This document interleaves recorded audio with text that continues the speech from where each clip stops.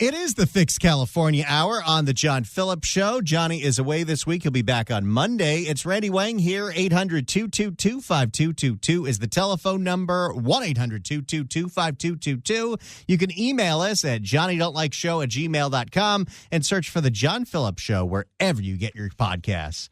Our next guest is the director of the West Coast Initiatives for the Foundation for Drug Policy Solutions. He's also the co-host of the Fast Times podcast with Adam Nathan and Tom Wolf. And you can follow him on social media on Twitter at TWolfRecovery. If you want to get a lowdown of what's really going on in San Francisco, you have got to follow Tom Wolf. Tom Wolf, welcome back to the show. Hi, Randy. It's great to be here. How you doing? Doing great. So, Tom, earlier this week, you were up on at a press conference with Matt Haney and Daniel Lurie talking about new legislation that, if passed, would allow for 25% of the money that the state of California spends on homeless housing to go towards recovery housing. And apparently that hasn't been legal. That's right. It's been actually not allowable by law since 2016 in the state of California, which means that every state dollar that's used for homeless housing has to be under a harm reduction umbrella, which means that drug use is allowed inside that housing.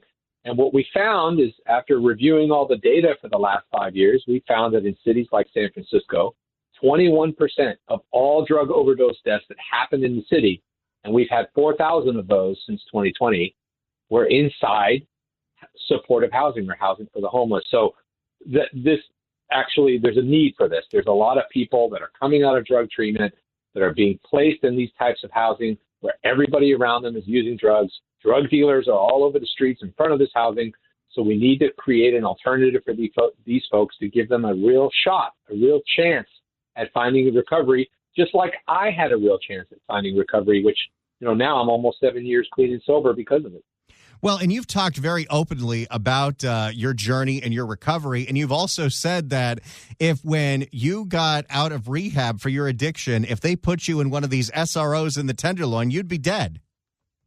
Absolutely, I'd be dead. And to be quite frank, the way the system is set up right now for people that are coming out of drug treatment, they stand very, very little chance of success, because every next step after treatment places them into a scenario where everybody around them is using drugs. And it's like, look, we're not saying that we need to trash the whole system. We're just saying that we need to diversify and create options for people in recovery so that they have a chance to stay clean and sober. I think there's a lot of people out there that, California voters don't pay that much attention to what's going on with the nitty gritty. But I think there's a lot of people that would be completely surprised to find out that state law going back to 2016 prevents us from spending money on things like recovery housing. Well, yeah. So this is how far and how permissive or even radicalized harm reduction has become. It's made its way into legislation that creates these situations under the guise of lowering barriers. We're going to lower all these barriers to get people housing. And then we turn around and we find out that 20% of them die of drug overdose inside that housing after we've spent, $24 billion in the last 5 years in California on homelessness. And so then you have to start asking, are the policies that we're putting forward, are they actually working? And when you look at cities like Los Angeles, it's pretty clear that it's not working. I think we're coming up next year on 10 years of these Housing First policies, originally written into law by Holly Mitchell, who's now on the LA County Board of Supervisors. Are we at a point where we can admit that this has not worked out? Yes, unequivocally. I think we should be at that point where we're saying that it hasn't worked out. And there's a growing chorus of people, not just me, but advocates all up and down the state and some politicians as well on both sides of the aisle that are now questioning how effective these policies have been. The problem is that all the money goes to those policies right now. And so we actually have to change state law to make that money be able to go to other things that actually work, like drug-free recovery housing. We're speaking with Tom Wolf. He is a recovery advocate in San Francisco, and you definitely want to follow him on Twitter at TWolfRecovery. Now, for a very long time, San Francisco was the poster child for these harm reduction strategies, including those linkage centers that opened up in the Tenderloin, safe consumption sites, passing out of the paraphernalia, including needles and spoons and rubber bands and everything else that people shouldn't even know what you need those things for. But it looks like, at least now, with Daniel Lurie and with people like Matt Dorsey and the Board of Supervisors, there seems to be at least the beginning of a change to emphasizing on those policies in San Francisco.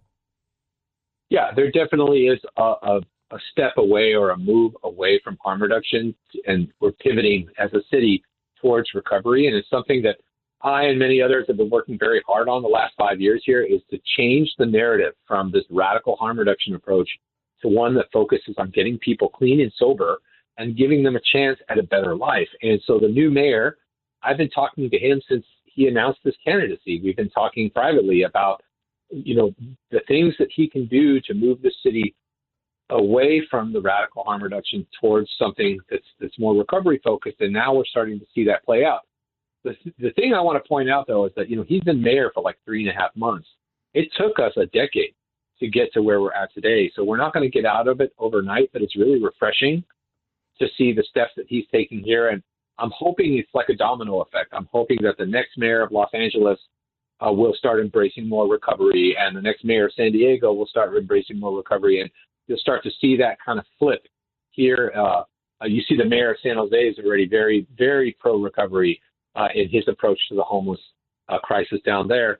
So you're starting to see a change, and it's going to take time, but we are definitely moving in the right direction in that regard. It's fascinating being a show that covers not only Southern California, but Northern California, because it looks like when you're broadcasting from Los Angeles that every bad idea LA has, San Francisco did 2 years ago and already is changing course on it.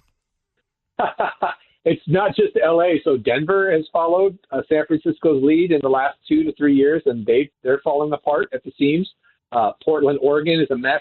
Seattle's a mess. So it's not just in California. It's up and down the Western United States. You're seeing these same permissive harm reduction policies play out. And all it does is that, look, while they argue it reduces some harm, it's true. Giving a meth addict a free meth pipe to continue to smoke his drugs is like giving him a free gun, and then he goes to the dealer and buys the bullets. And that's basically what we're seeing right now. And that, frankly, has to change. And I think you're going to start seeing changes at the federal level, too, with RFK Jr. now being the Secretary of Health and Human Services. He's in recovery himself, and he's a very pro-recovery-oriented guy. And so I think you'll start to see the message also switch at the federal level and then trickle its way down to the states. We're speaking with Tom Wolf. You can follow him on Twitter at TWolfRecovery and check out his new podcast with Adam Nathan, Fast Times. Now, one of the things that we see when it comes to all the spending on homelessness, whether it's San Francisco, Los Angeles, or the state of California, is a massive lack of accountability for where this money goes. We have nonprofits that are of questionable morality, like Homeless Healthcare Los Angeles, which is an organization that is paid by the city of Los Angeles and the county of Los Angeles to do exactly what you were just talking about, pass out meth pipes on Skid Row. And people call into this radio station are confused because they thought it was a health clinic because the name is Homeless Healthcare Los Angeles. But we have seen so much lack of accountability to any kind of outcomes for where this money goes. And a lot of grift and a lot of people who eventually get caught up in profiting off of human suffering that's going on. Is there any crackdown going on some of the nonprofits that have been doing things like that in San Francisco? Well, so it's interesting that you asked that, because right now in San Francisco, there are at least 10 nonprofits that got contracts from the city to provide services to the homeless that have been under investigation or are currently under investigation in the past 3 years for misappropriation of funds, financial malfeasance, straight up corruption, like grifting, taking a $25 million contract and then giving $2 million to your husband and his nonprofit so that he can pay you extra money. Things like that, the grift that you're seeing happening. And so What I'm waiting for is the outcome of all of these things. What we're seeing, oh, well, the penalty is that nonprofit can't contract with the city for 5 years, but we should be looking more at criminal charges for people that deliberately are misappropriating funds. There's one nonprofit in particular here in San Francisco. They were taking the retirement contributions of their employees and using it to pay their bills after they got an $18 million contract from the city. So you really have to ask, like, where's that money going? And there needs to be more penalties. I know that the U.S. Attorney in Southern California is doing an investigation into the homeless industrial complex, which is what it is. And I'm hopeful that the same thing happens up here in Northern California. I really hope so, because you have not only the straight up corruption like the things you've talked about, and we've got plenty of that down here, but then you have programs where you're not really sure if this is the wisest spend of our money. Up in San Francisco, and we have it in places like Culver City as well, you have contracts with organizations like Urban Alchemy for these ambassadors. And I believe it was ABC7 in the Bay Area did the math, and they were paying $8 for every positive interaction that an ambassador had with a homeless person in the Tenderloin. And a positive interaction could include asking if that person wanted a cigarette. That's right. So, we have San Francisco has had like 5 different street outreach teams, and now they're all being consolidated under one umbrella, one department, which is good. But, a couple of years ago, they did like 30,000 outreach connections on the street, and only 3% of the people that they encountered accepted services, yet they billed the city millions and millions of dollars for those interactions. And the argument from the harm reduction people is that, we need to build relationships and build trust for people, but, we're meeting people where they're at, and then we're just leaving them there. That's not compassionate. That's actually cruel. Trust me, I've lived on the street. That's the worst place you want to be. People have asked me constantly, which do you prefer, a shelter, jail, or the street? And I would take shelter or jail over the street every single time. We're speaking with Tom Wolf. You can get him on Twitter at TWolfRecovery. I'd love to get your reaction to the news that broke in Los Angeles overnight, where Karen Bass is appointed director of the Los Angeles Homeless Services Authority, paid out $800,000 in whistleblower complaints, and now that's unsealed. And one of the things that was alleged is that the employee was told to hide data about the effectiveness of Karen Bass's Inside Safe Homelessness program from the LA City Council. And when they didn't do that, they were retaliated against. Yep. I've been saying this for years, that the homeless advocates, nonprofits, the Department of Homelessness in LA, LAHSA, et cetera, they deliberately obfuscate the data, which means that they misrepresent the data so that they can make their programs appear that they're working good. Okay, I've been saying that for a long time. And for it to come out now and validate all of those things really just shows how it's not just corruption, but there's an active effort to protect the ideology, to protect the narrative around housing first and this low barrier approach to the homeless. And just to be honest with you, it's not working as it's intended, because look, in LA, these are the things they won't tell you about homelessness in LA. All those people that Karen Bass housed off the street, what they don't tell you is that within 1 year, 25% of them either leave the housing they were placed in or they were evicted. And that the other thing they don't tell you is that 20% of the people that they place in there die of a drug overdose.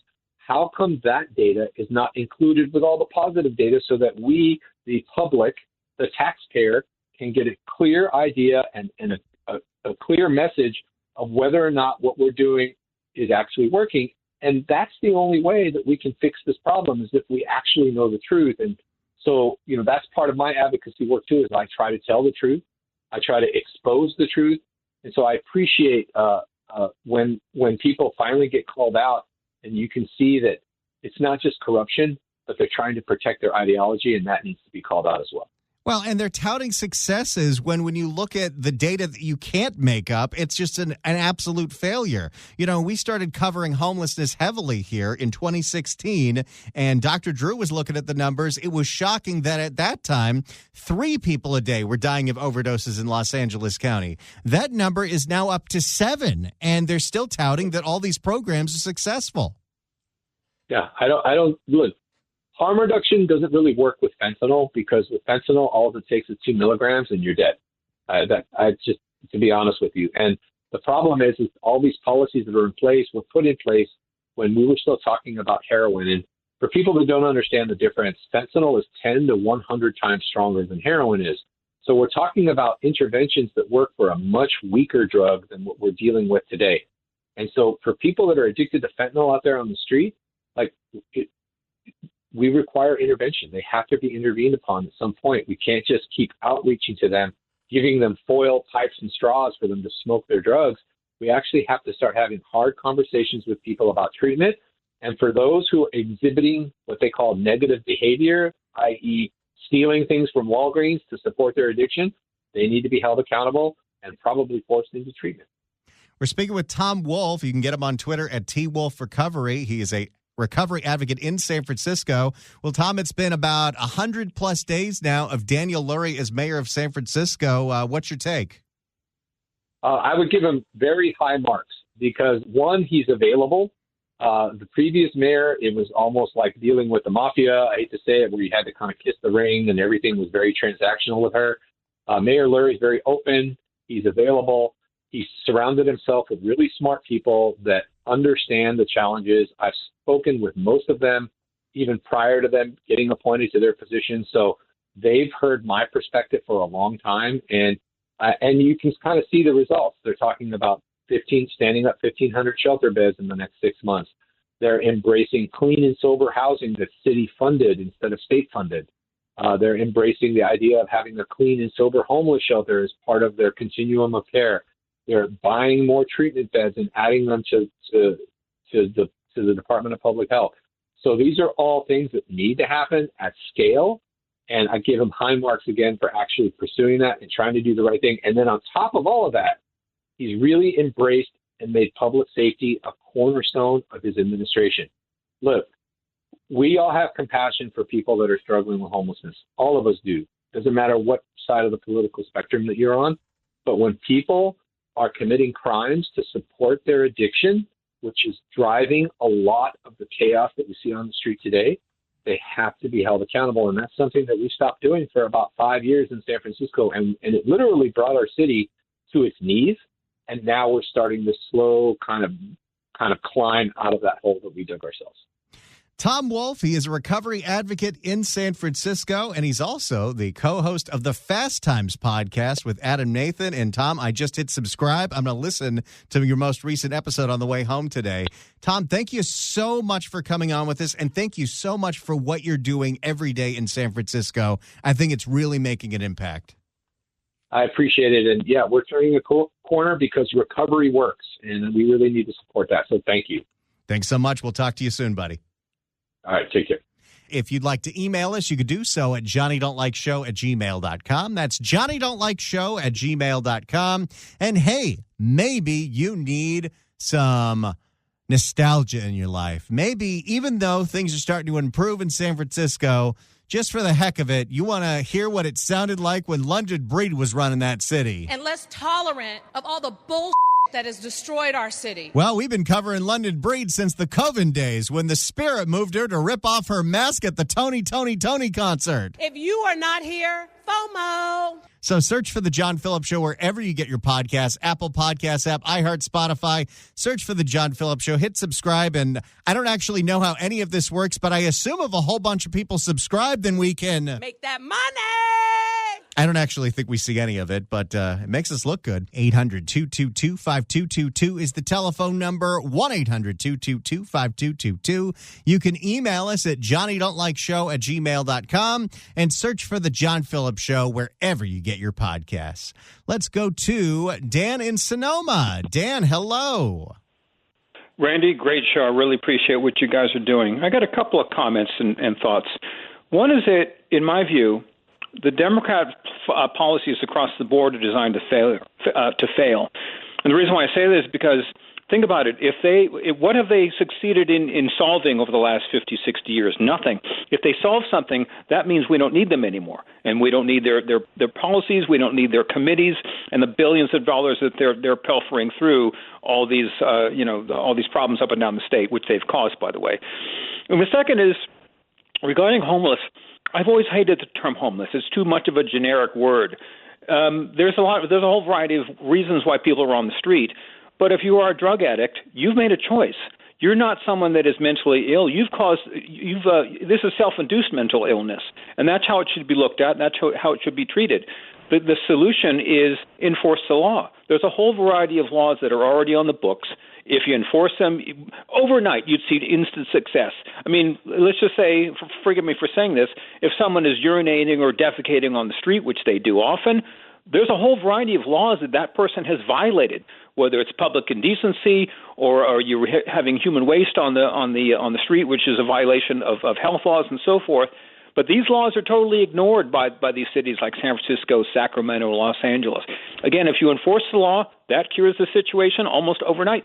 Yeah, if you allow police to do their jobs and you enforce those quality of life laws, that would be a huge change. Yes, we decriminalized a whole bunch of drugs that were felonies with Prop 47 back in 2014, but you could still arrest them now with Prop 36. That third one becomes a treatment-mandated felony, so we should be arresting every single one of these people that's openly doing meth or fentanyl on our streets because it's completely unacceptable. And to your other point, Dan, when you talk about all of the spending that we've done in the state and the counties and the cities for homelessness, to your point, the organizations that run all of this homeless money, they have a vested interest in the problem not getting solved because then they would lose their funding. One last thing before I let you go. Does it seem to me, or to you rather, that the media is doing a far better job, like KCRA, Sacramento, in exposing these sort of things? Because I don't remember this a few years ago, but it seems like they're stepping up their game. They're doing incredible. We feature their work all the time. I think Ashley Zavala might be the best reporter in the entire state. And yes, what she does makes a lot of change. I think a lot of the stations in the Bay Area, especially ABC7, are doing incredible investigative work. They really broke a lot of news when it came to Shangtao and Oakland and all of that. And local news is where you're seeing journalism right now. You're not seeing a whole lot of it from the papers. You're definitely not seeing a whole lot of national interest. And because we're a one-party state, you're not really seeing any significant oversight from the minority party in the legislature, but the investigative reporting and just asking the right questions to the right people with people like Ashley Zavala has made a huge difference. When you talk about that original sex trafficking bill that the state Senate killed, Shannon Grove's bill, the reason that stayed alive in the conversation was because Ashley Zavala asked Gavin Newsom to comment on it at a press conference on an unrelated matter, and then people realized what was going on, and now that's just 3 years of public outrage about something that usually the public does not pay attention to. So I think you're totally right, and they're doing a really great job, and Zavala is the best among them. And so are you, and so is, what is the other one? California Globe. That's Katie Grimes' outfit. But those are far and few between. I want more of the media to step up and do what KCRA is doing because it needs to be done. You're totally right, and we're trying to do our part every day to highlight those people. Katie Grimes is great as well. Dan, thanks so much for the call, buddy. Appreciate it. Thank you. 800-222-5222 is the telephone number, 1-800-222-5222. I did want to get to some of your emails because a lot of people had a lot of things to say about our crooked insurance commissioner. I'm very kind of sketchy. D writes in and says, hey, did you know that in 2022, Ricardo Lara and top staff hid communications about meetings with workers' comp insurers that were at a pay-to-play scandal? I'm not surprised. Vince writes in and says, hey, Randy, I see a theme with the gaslighting from the Lara team. Must be a left move. Did Gavin Newsom ever get back to anyone regarding the missing money audit? No, I don't think so. No, we don't know where the $25 billion went for homelessness. Will writes in and says, I have no idea that Ricardo Lara was actually such a talent. Not only can he lie like Gavin and steal like Karen Bass, but he can also do what most people do in Colombia. You said it. I didn't say it. And I did ask if anyone could tell me the salary of Michael Soller, the communications director for the Department of Insurance, the guy that says that Ricardo Lara is, what did he call him? Insurance Commissioner Ricardo Lara is a national leader. He's a global leader. Well, Scott was looking up salaries, and look at this. Ricardo Lara's salary is $179,000, which means the state insurance commissioner makes less than members of the LA City Council. No wonder he's got to fatten that salary with all this taxpayer-funded travel. But when it comes to Michael Soller, John writes in and says, according to Transparent California, Michael Soller made a total of $237,000 in 2023, including benefits, and he probably got a raise in 2024 and 2025 because when you do this level of ass-kissing in state government, you know you're getting a raise. Insurance Commissioner Ricardo Lara is a national leader. He's a global leader. He is neither of those things. And Glenn in Tahunga writes in and says, hey, Randy, wouldn't Lara's actions and then lack of disclosure be pretty close to the exact definition of embezzlement? I'm sure it's even worse that it's being public, not private funds. This is absolutely ridiculous, corrupt, and disgusting.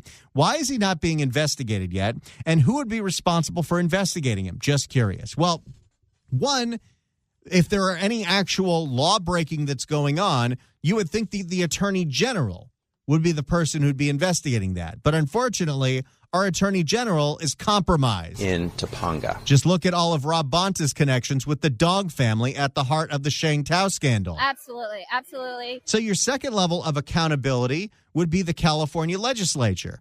But we have a one-party supermajority, and there is little to no oversight of any of our government agencies, let alone Ricardo Lara's taxpayer-funded travel. He's supposed to report these trips to HR, and those receipts are supposed to be public record, and he's been obfuscating months and months and months and months of public records requests. Now, if there are any other laws that he is breaking, maybe the feds will want to look into that. Wink, wink, nudge, nudge. But at this point, most of the people that are supposed to be looking into stuff like this, they're looking the other way because that's what happens when you have no oversight in the state of California. Thanks so much for the emails, everybody. Now let's get back to seeing if Stephanie Sierra gets anywhere with Michael Soller, the communications director for Ricardo Lara, on the receipts for his taxpayer-funded travel. Again, our hope was just to try to hear your side. No, and I really appreciate that because we're going to get back to you with information about all the folks he's met with. This guy's short-circuited. Again, our hope was just to try to hear your side. No, and I really appreciate that because we're going to get back to you with information about all the folks he's met with here in California because that's what's driving. No, we wanted information on why he went to Chile and Colombia and Paris and New York City for Pride so he could go see DJ Kitty Glitter. The changes. We never got that. Yet he did say every trip has an important business purpose. 15 days. Really? Wasn't the Bogota, Colombia something for like LGBTQ politicians? How does that have anything to do with insurance? Every trip has an important business purpose. 15 days since this interview, we got a response from Soller asking for an email. By the way, this is another effect of when you vote for people just because, it would be historic. Oh, you got to vote for Ricardo Lara because he would be the first LGBTQ statewide elected official. Oh, you got to vote for Sheng Tao because she'll be the first Hmong elected mayor. Absolutely, absolutely. It's not about their qualifications. It's about their identity. And identity politics has plagued California for far too long. 15 days since this interview, we got a response from Soller asking for an email of the trips requested. A list we've already provided 4 times. More obfuscation, more delay. Instead of identifying the business purpose for these trips, he wrote, Commissioner Ricardo Lara has taken a groundbreaking approach to the role of insurance commissioner.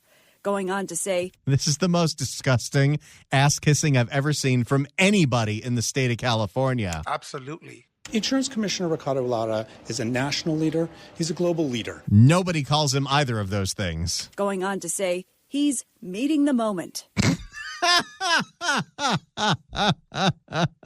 Who do you think you are, Rob Bonta? The detailed email failed to provide any specific regulatory action that came from these trips. That's what the purpose of this travel would be, right? You had to go to Bermuda to meet with all these insurance executives. What was the policy that you changed based on that trip?